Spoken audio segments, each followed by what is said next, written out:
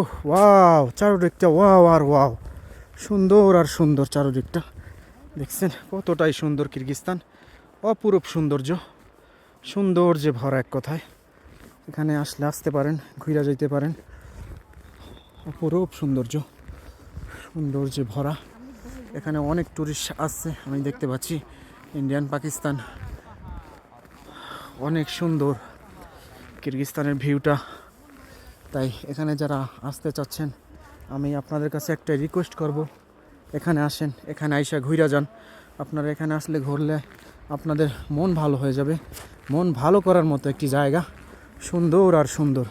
চারপাশটা দেখতে পাচ্ছেন কতটা সুন্দর। এটা হচ্ছে কিরগিজস্তান আল আরসা মাউন্টেন। ও বাবা রে, হয়তো বরফের কারণে এখানে মনে হয় মানুষ উঠে, কিন্তু বরফ তো প্রচণ্ড বরফ, এর কারণে উঠা যায় না, রিক্সের ব্যাপার। স্নিক পরে সব কিছু পিছলা হয়ে গেছে।